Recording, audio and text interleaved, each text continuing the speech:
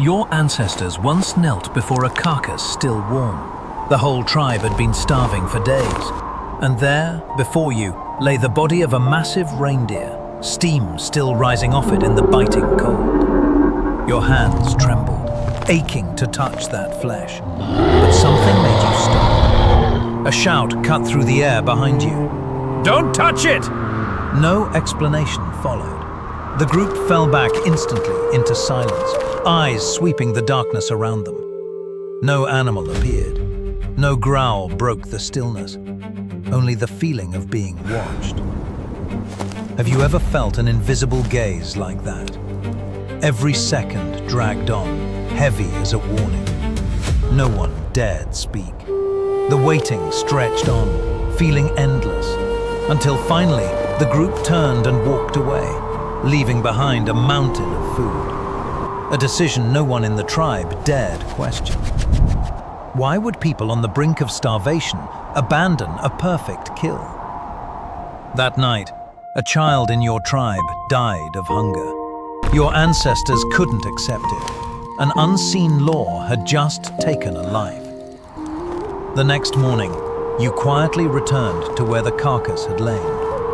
But the place looked nothing like before. Almost the entire body was gone, only shattered bone fragments left behind, and rows of strange tracks pressed deep into the snow. Who ate an entire kill in a single night? The elder of the tribe stepped forward, studying you for a long moment. If you want to live, learn to read those tracks. No one told you what creature had made them. No further explanation came. That silence weighed heavier than any answer could have. You looked down at the tracks, your mind flooded with doubt. Everyone in the tribe believed they marked a path straight to death. But you decided to follow them anyway. A choice that defied every warning you'd been given. Have you ever walked straight into the thing you feared most? That first step onto the trail changed everything. What was leaving behind tracks that the whole tribe feared so deeply? Days passed, and still you never saw the creature itself. But you saw clearly what it left behind. A deer brought down in the snow. A bison dragged off in the dead of night. A herd of reindeer suddenly changing direction, as if fleeing something unseen. Slowly, you began to notice a pattern, and it frightened you. Wherever those tracks appeared, food followed. The anthropologist Pat Shipman once called this the wolf hypothesis. She argued that early humans learned to follow another predator, not to fight it, but to survive alongside it. Have you ever relied on something you didn't understand just to stay alive? Day after day, you got better at reading the signs. Each track told its own story. Then, finally, it happened. A grey shape appeared on a distant ridge. It stood there, motionless. It didn't attack. It simply looked straight at you, then vanished into the white of the snow. It was a wolf, the very predator your whole tribe had always feared. But why would it know it was being watched and not kill? You stood before the hardest choice of your life. Return to the tribe and hunt the old way, or keep following the very predator you feared. You chose to keep going. From that day on, you stopped hunting the old way. You started watching. Day after day, never taking your eyes off the pack. You realized they spotted prey far sooner than any human could. They always checked the wind direction before closing in. What could that mean for a hunter like you? They even took turns during the chase, sharing the exhaustion, a strategy no human had ever thought to use. At the archaeological site of Predmosty in the Czech Republic, researchers found something unexpected. The skulls of ancient wolves there showed a shape different from wild wolves. The paleontologist Micha Gemompre called it evidence of an early bond, a relationship that may have begun in a moment just like this one. Then, one day, everything changed. The pack's leader returned from a hunt, carrying a serious wound. This was the only chance to kill it. You gripped the spear tightly. You raised it high. One thrust would be enough. But you didn't do it. You lowered the spear. The audience might think this was the moment of taming, but it wasn't. The wolf rose and walked away, never once looking back. No thanks, no sign of any kind. So what had really just passed between two predators? It wasn't a gesture of thanks. It wasn't friendship. It was simply that the wolf no longer drove you away. Days later, something happened that never had before.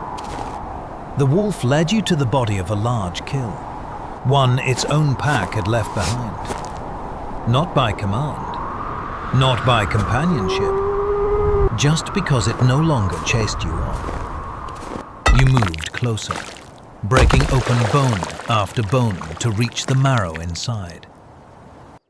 At sites across Europe, archaeologists have found something strange.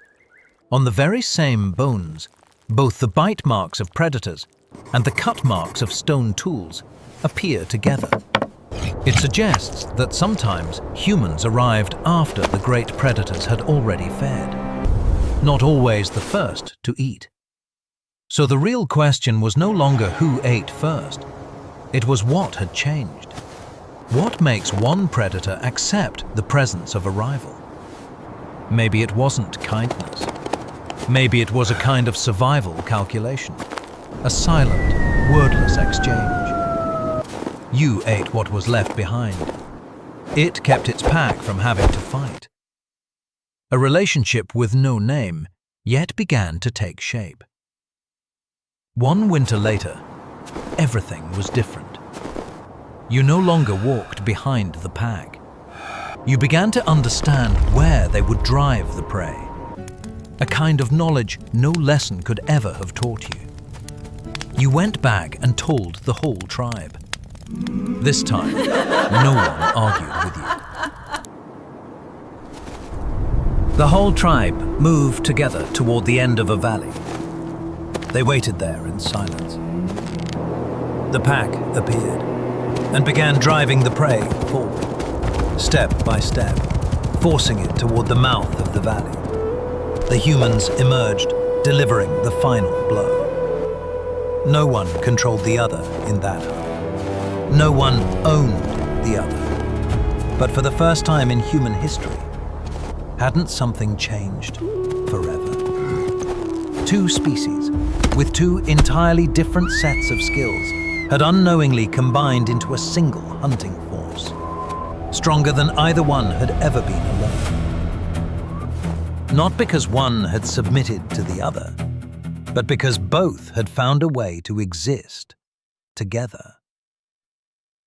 Tens of thousands of years later, another story is unfolding.